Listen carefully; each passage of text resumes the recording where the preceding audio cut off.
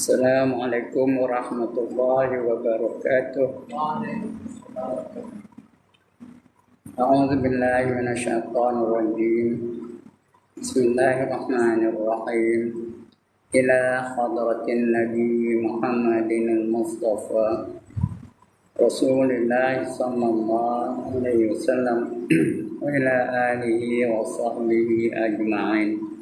وإلى حضرات جميع الأنبياء والمرسلين عليهم الصلاة والسلام وإلى حضرات جميع الأولياء والصالحين وجميع المؤمنين والمؤمنات والمسلمين والمسلمات الأحياء منهم والأموات وإلى حضرات آبائنا وأمهاتنا وأجدادنا وجداتنا وعشيرتنا ومعلمينا ومن لهم حقوق علينا شأن الله لهم الفاتحة. أعوذ بالله من الشيطان الرجيم.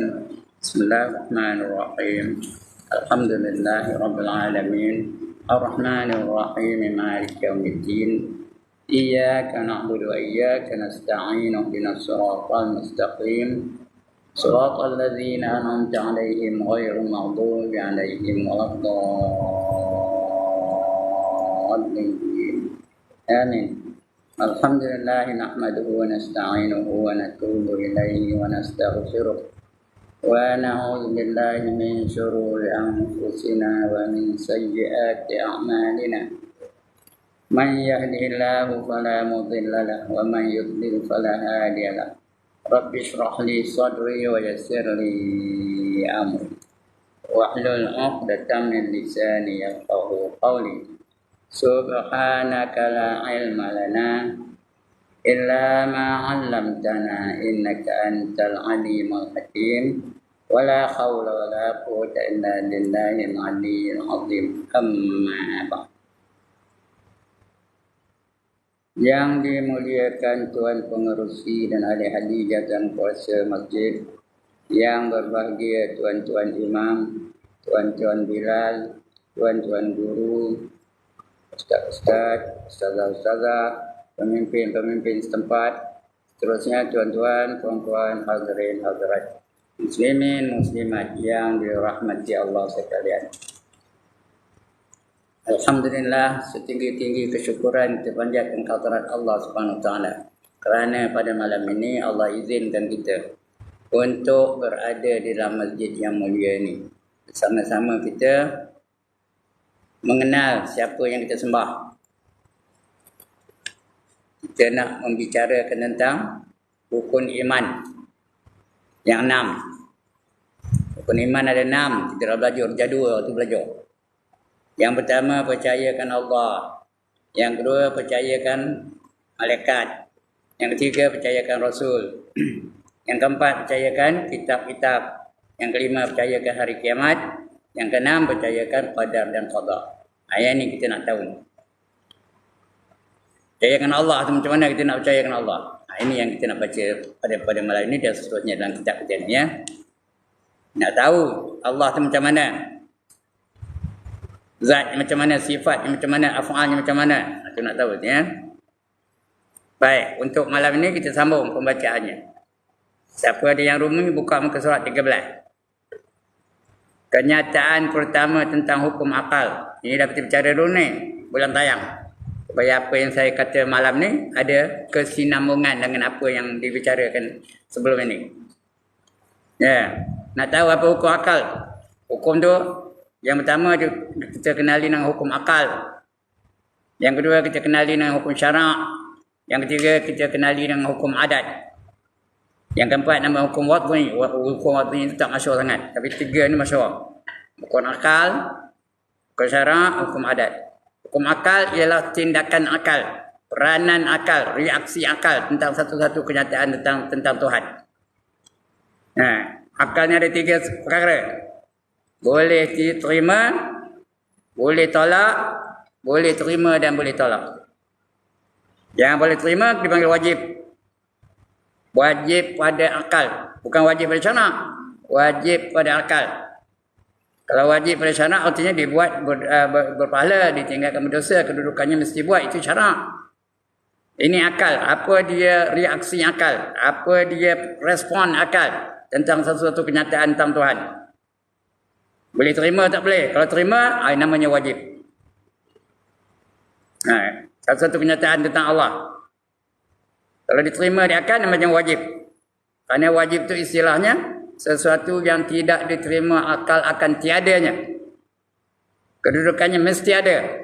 Mesti ada, baru terima di akal. Tak payah kerja, tak payah jalan ke mari. Tak payah berperang dan sebagainya. Duduk aja.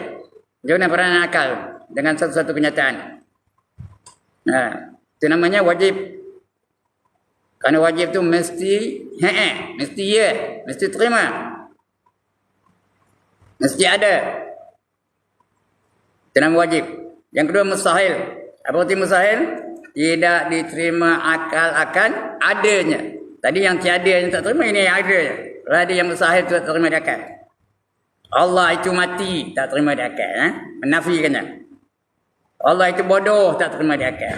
Allah itu lupa, tak terima di akal. Allah itu lemah, tak terima di akal. Kalau ada benda itu tak terima di akal. Itu mustahil. Kedudukannya mesti tak ada. Mesti tiada. Itu mustahil ya. Yang ketiga harus. Ini pun harusnya bukannya harus syarak lain. Harus syarak artinya dibuat atau ditinggalkan tidak berpahala dan tidak berdosa. Kedudukannya tepuk dada tanya selera. Nak buat pun sila, tak nak buat pun sila. Itu yang harus syarak.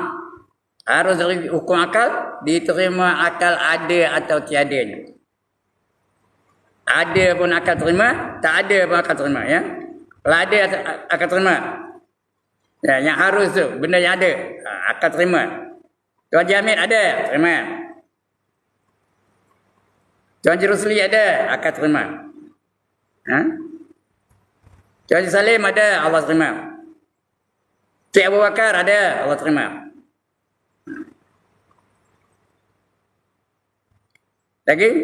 Lagi 100 tahun, Tuan Haji Hamid tak ada. Terima ke tak? Terima di akal tak? 100 tahun lagi.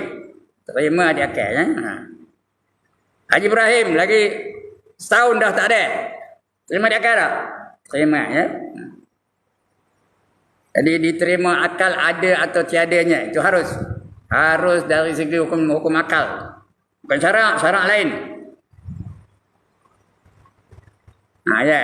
Jadi 3 je hukum akal ni. Yang pertama wajib, yang kedua mustahil, yang ketiga harus. Itu dah kita baca dulu. Untuk malam ni sambung lagi.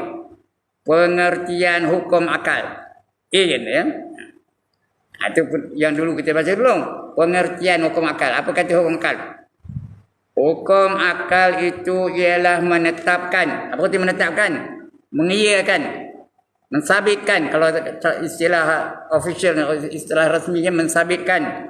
Tapi cakap Melayunya atau istilah kampungnya apa? Mengiyakan. Nak lagi cakap kampung, mengheekan. Atau menetapkan sesuatu perkara kepada satu perkara yang lain. Atau menafikan. Menafikan apa? Menidakkan. Bukan. No. Orak. Bukan. Menafikan. Satu perkara daripada satu perkara yang lain.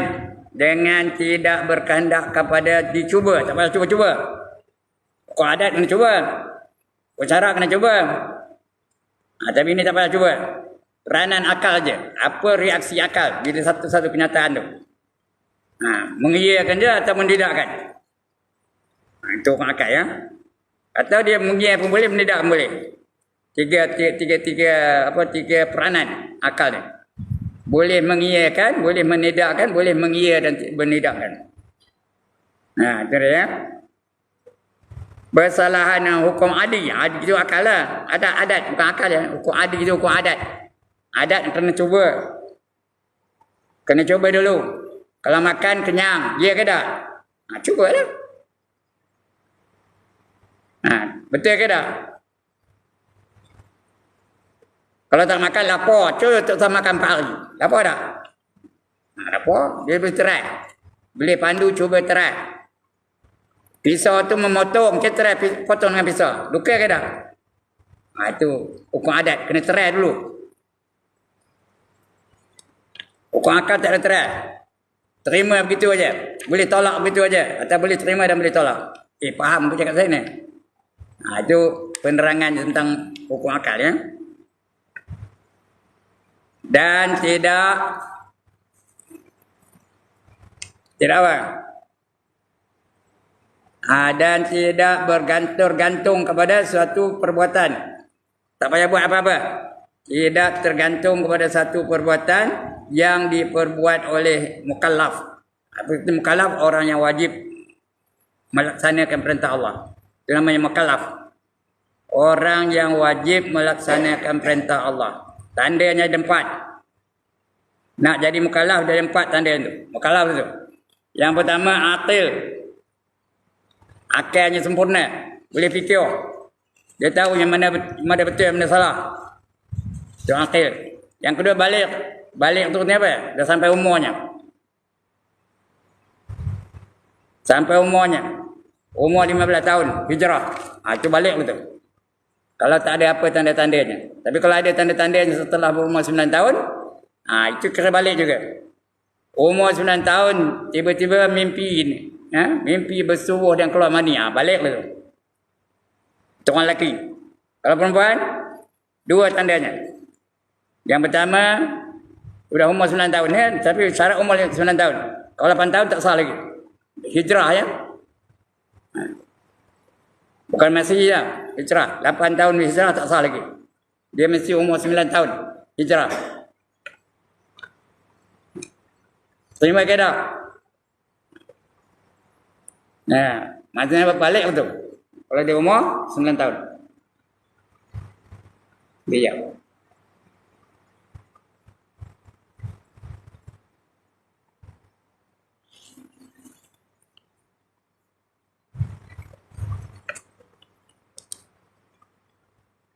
Kalau dia orang perempuan 2 tandanya. Umur 9 tahun, mula-mula mimpi bersubuh dan keluar mani. Balik betul. Kalau ataupun dia datang haid. Setelah umur 9 tahun datang haid. Itu balik betul. Wajib semayang, wajib menutup aurat dan sebagainya. Wajib zakat kalau banyak-banyak harta. Itu mukallaf namanya. Itu ya. Yang kedua. Yang ketiga, sempurna panca inderanya. Dalam Islam panca indera yang dikira hanya 2 aja. Penglihatan dan pendengaran. Kalau ada 2-2 tu diterima tu ya. Pendengaran dan penglihatan. Kalau ada yang 2-2 tu terima. Kalau tak terima. Kalau salah satu aja ada terima lagi. Masih lagi dikira sebagai mukallaf ya. Telinganya dengar. Matanya buta. Mukallaf tu. Kerana telinga masih dengar lagi. Telinganya pekak. Matanya celik. Mukallaf juga. Yang tak mukallaf dua-dua tak ada. Pendengaran tak ada. Pendengaran tak ada. Penglihatan tak ada. Itu mukallaf tu. Kalau dua-dua tak ada, dia bukan mukallaf. Kalau ada salah satu, dia mukallaf. Itu yang ketiga. Yang keempat, sampai seruan dakwah kepadanya. Dia tahu tentang Islam. Ada orang ngabur pada dia tentang Islam. Itu sampai seruan dakwah padanya. Itu maknanya dia mukallaf itu. Di Malaysia ni tak ada alasan mengapa mereka tak menerima Islam. Nampak orang pergi masjid, nampak orang sembahyang, dengar azan di radio, dengar azan di TV, dia tahu tentang Islam. Lain kalau dia duduk di Afrika sana, di hutan belantara Afrika tu. Itu dia tak pernah dengar tentang Islam. Tak kenal tentang Islam. Tak pernah jumpa tentang Islam pun. Tak pernah tengok orang sembahyang, tak pernah tengok orang, tak pernah dengar azan pun. Itu dia bukan mukallaf. Kerana dia tak sampai seruan kepadanya. Tapi selagi ada seruannya tu, dia dikira sebagai mukallaf. Alright. Ada masalah anda tu? Itu namanya mukallaf ya?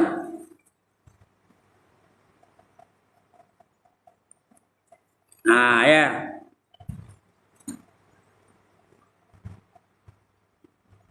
Kemudian pengertian akal. Kita membicarakan hukum akalnya ya. Kemudian kita baca tentang pengertian akal. Akal tu apa? Akal tu otak yang boleh berfikir. Itu namanya akal. Kalau ada otak aja tak boleh fikir, itu bukan akal namanya. Ini akal otak yang boleh berfikir. Ya. Macam manusia boleh berfikir. Dia tak ada akal tu. Kalau otak aja ada, gajah lagi banyak otak. Tapi dia tak kira, dia tak dikira sebagai apa? Tak dikira sebagai mukallaf. Kerana gajah mana boleh fikir. Cakap otak aja ada. Tapi mesti boleh berfikir. Manusia yang boleh fikir. Ya. Jin boleh fikir. Malaikat boleh fikir. Tapi malaikat lain. Walaupun dia boleh berfikir, dia tak erti nak derhaka pada Allah Ta'ala. Jin boleh fikir. Tapi jin, dia ada yang derhaka, ada yang taat. Itu jin. Tapi manusia, kerana boleh fikir, sebab itu Allah muliakan manusia. Allah muliakan manusia lebih daripada makhluk-makhluk lain. Allah lebih muliakan manusia itu lebih daripada malaikat. Allah memuliakan manusia itu lebih daripada jin. Allah lebih muliakan manusia itu lebih daripada binatang. Sebab itu Allah kata walaqad karramna bani Adam wa hamalna fil barri wal bahr wa razaqnahum minat thayyibat. Kami hendak memuliakan anak Adam, manusia yang Allah muliakan. Itu manusia yang dilantik dalam dunia ini sebagai gubernur, manusia yang dilantik sebagai raja, manusia yang dilantik sebagai presiden, manusia yang dilantik sebagai perdana menteri, manusia yang dilantik sebagai menteri dan sebagainya. Kerana Allah nak memuliakan manusia. Ada pernah dengar gajah dilantik jadi perdana menteri?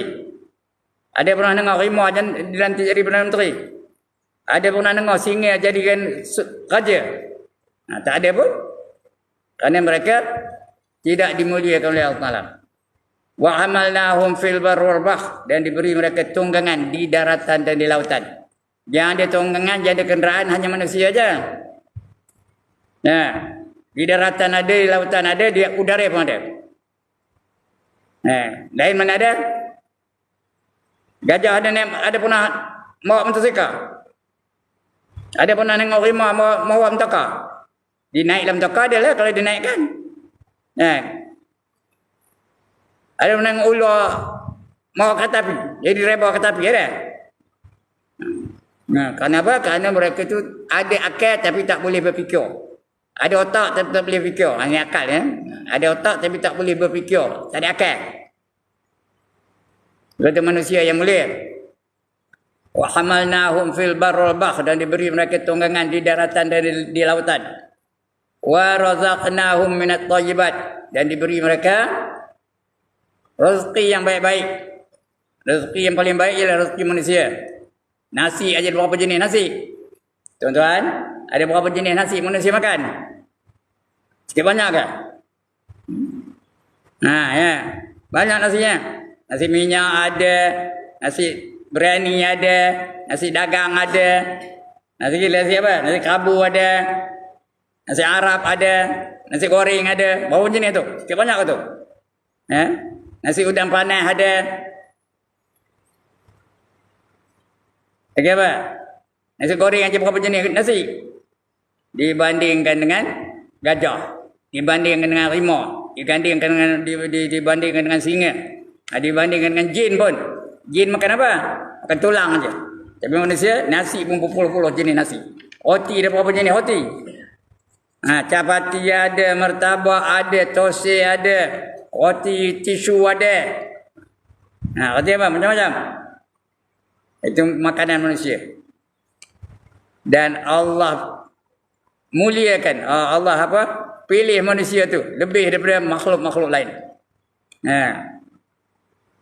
Walaqad karramna bani Adam wa hamalnahum fil barri wal bahr wa razaqnahum minat thayyibat wa faddalnahum ala katsirin mimman khalaqna tafdila. Dan kami muliakan anak Adam tu lebih diberi utama daripada makhluk-makhluk lain. Itu tu ada akal ya. Jadi itu pengertian akal. Adalah akal itu satu sifat yang dijadikan Tuhan pada manusia. Sehingga dengan dia terbeza manusia daripada haiwan. Itu beza antara manusia dengan haiwan, binatang dengan manusia. Padahal kuat-kuat binatang lagi. Tapi manusia boleh menguasai binatang. Manusia boleh melatih binatang. Manusia boleh suruh binatang tu buat perkara-perkara yang dikehendaki oleh manusia. Hebat manusia kerana akal boleh fikir. Maka dengan dialah boleh menerima ilmu. Ilmu apa? Nazariyah. Nama ilmunya Nazariyah. Ilmu yang boleh ditengok. Tak payah fikir.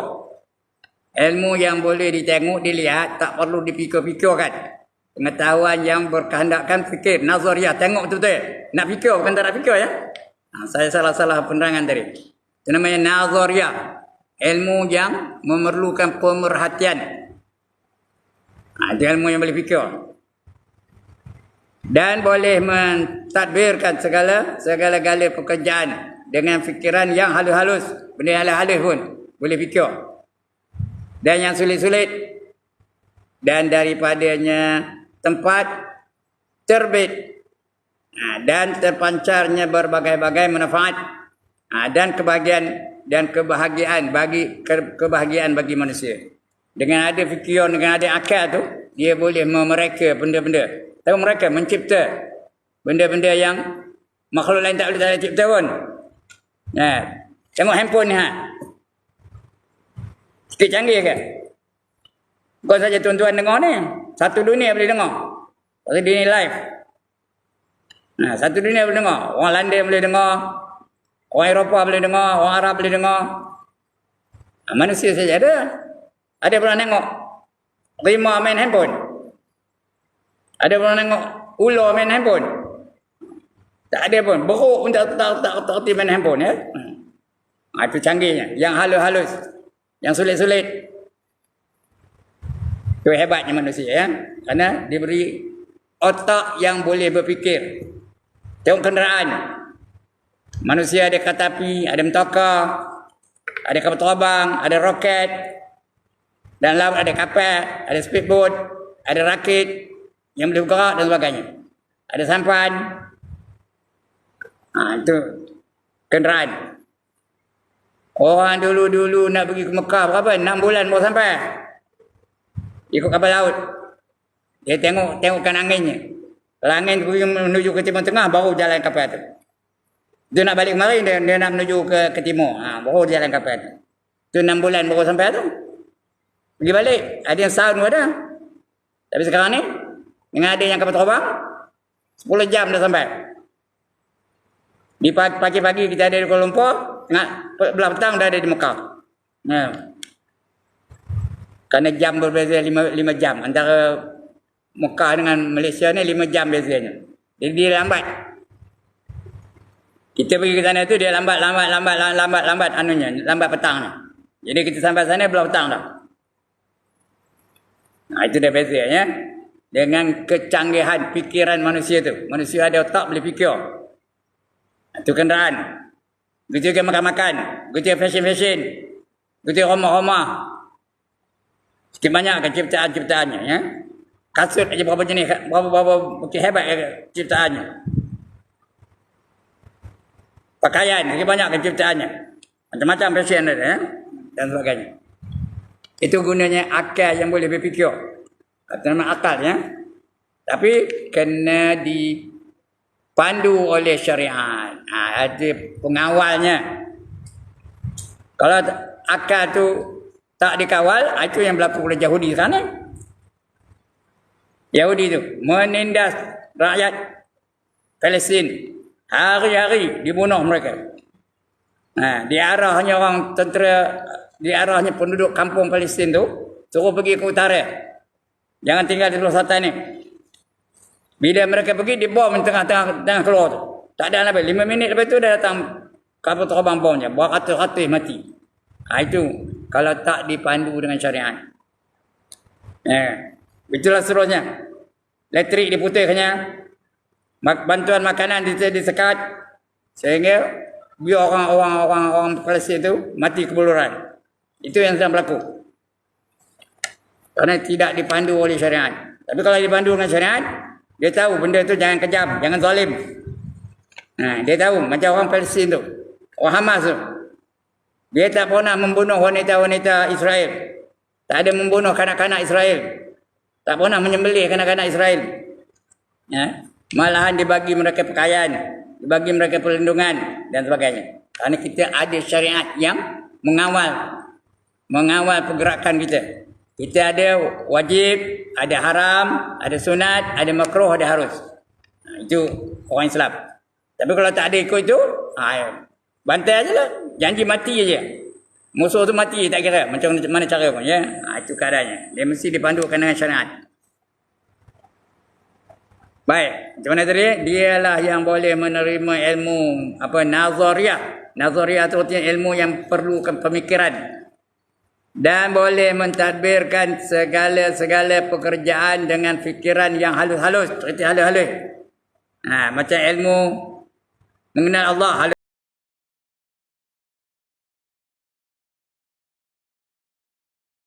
Haji yang tauhid ni halus ni. Benda kadang-kadang tak nampak. Yakin bahawa aras tu ada. Mana aras? Tunjuk.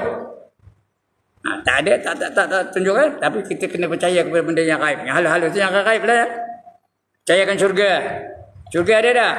Ada. Mana? Tunjuk. Tapi orang beriman percaya. Dengan ada akalnya, dia tahu tentang ada syurga. Ada neraka. Kerana akal dia tempat terbitnya, tempat terpancarnya berbagai-bagai manfaat dan kebahagiaan bagi manusia. Tetapi kiranya akal itu bersendirian, maka tidak akan dapat akal yang sejahtera. Tak dapat menyelamatkan. Macam orang Israel itulah gunakan bom. Dulu dia guna bom cluster tu, cluster.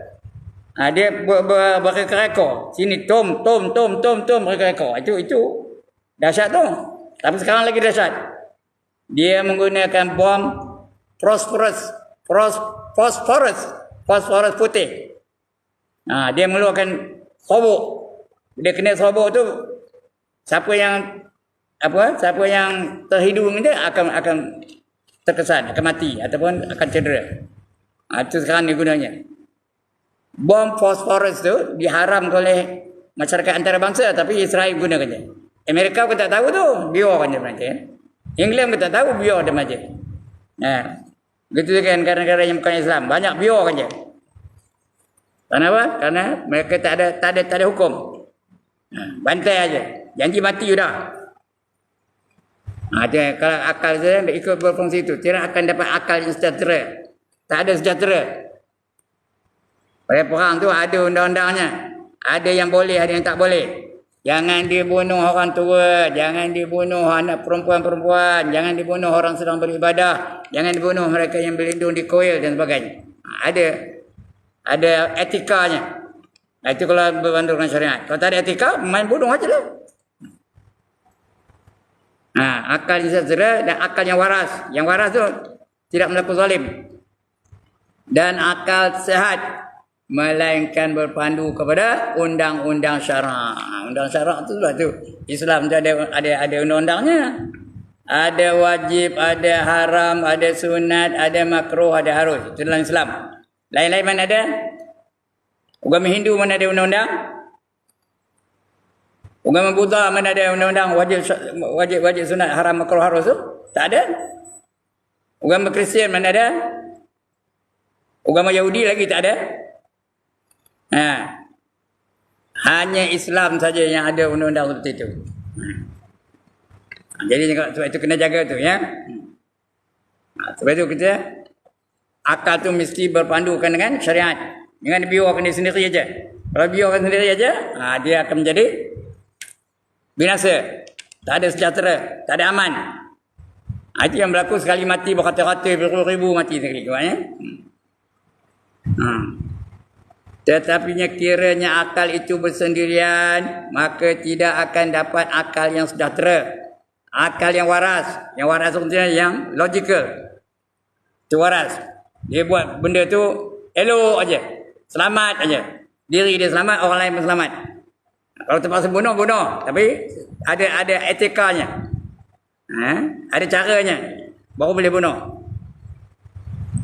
Dan akal yang sehat melainkan berpandu kepada undang-undang syarak. Demikian juga undang-undang syarak tidak boleh berjalan mengikut yang dikenaki melainkan berhajat kepada akal. Undang syarak pun begitu juga. Nak buat yang wajib, kena semayang. Kena semayang nak tahu. Tak tahu semayang juga nak semayang. Semayang tu ada rukun. Ada rukun qauli, ada rukun fi'li, ada rukun qalbi. Kena tahu. Ya, rukun qauli tu kena betul. Mula-mula nak belajar, kita belajar ngaji Quran tu. Berpandu ke akal lah. Kalau tak ada akal macam mana nak tahu? Dia ada rukun qauli. Ada hukum wakaf dan wasal. Yang banyak tu langgar aja. Yang wakaf pun diwasalkan, yang wasal pun diwakafkan. Sambung aja. Padahal kalau wakaf tu mesti tarik nafas. Ya, mesti tarik nafas. A'udzubillahi minasyaitonirrajim. Tarik nafas. Baru bismillahirrahmanirrahim. Yang ramai apa? A'udzubillahi minasyaitonirrajim. Bismillahirrahmanirrahim. Itu yang ramai. Bukan tentu ada orang lain. Wakaf pun tak, wasal pun tak. Kalau nak wakaf, tarik nafas tu. A'udzubillahi minasyaitonirrajim. Tarik nafas. Bismillahirrahmanirrahim. Hukum itu yang banyak orang abaikan. Kadang-kadang yang tera-tera mau itu juga. Yang hafal Quran pun itu juga. Tak ada tarik nafas. Berdosa lokonya. Kerana baca Quran tu mesti ikut tartil. Allah perintahkan, warattilil Quran tartila. Bacalah kamu Al-Quran dengan tartil. Dia baru satu contoh lah pun. Yang ramai orang salah macam itulah. Ar-Rahmanir-Rahim Maliki Yaumiddin. Dah hilang satu huruf. Ar-Rahmanir-Rahim. Tarik nafas. Maliki Yaumiddin. Baru betul. Dia wakaf dulu. Ar-Rahmanir-Rahim Maliki Yaumiddin. Baru betul. Kalau nak sambung boleh juga. Nak wasal boleh. Ar-Rahmanir-Rahim Maliki Yaumiddin. Ar-Rahmanir-Rahim Maliki Yaumiddin. Baru betul. Itu juga masa tahlil. Tahlil kena rujuk arwah. Kira ramai yang baca tu. Bismillahirrahmanirrahim. Qul huwallahu ahad, Allahus samad. Lam yalid wa lam yulad wa lam yakul lahu kufuwan ahad. Nafas tu tak ada tariknya. Wakaf pun tak, wasal pun tak. Kira nak laju je. Bismillahirrahmanirrahim. Qul huwallahu ahad, Allahus samad. Lam yalid wa lam yulad wa lam yakul lahu kufuwan ahad. Nafas itu juga. Kalau bunyi itu tidak habis aja. Tidak akan terkapur aja. Nabi akan berah aja. Nabi akan pulut aja. Nabi akan seminyak aja. Tak dapat pahala. Tambah kalau tekong yang tu 11 kali baca. Tak ke satu mahligai di syurga. Nak baca betul. Bismillahirrahmanirrahim. Tarik nafas. Qul huwallahu ahad. Tarik nafas. Allahu samad. Tarik nafas. Lam yalid wa lam yulad. Walam itu tak payah. Walam yakul lahu kufuwan ahad. Itu bukan wakaf ya. Itu yang sebenarnya. Nak wasal boleh.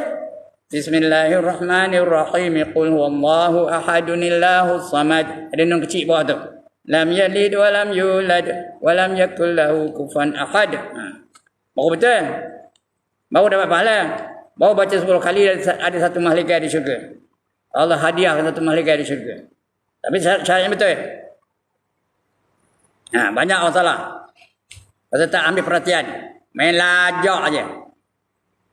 Itu je rukun fi'li. Ada 7 rukun fi'li. Rukun qauli ada 5. Yang pertama takbiratul ihram. Yang kedua membaca Al-Fatihah. Yang tiga membaca tahiyat akhir.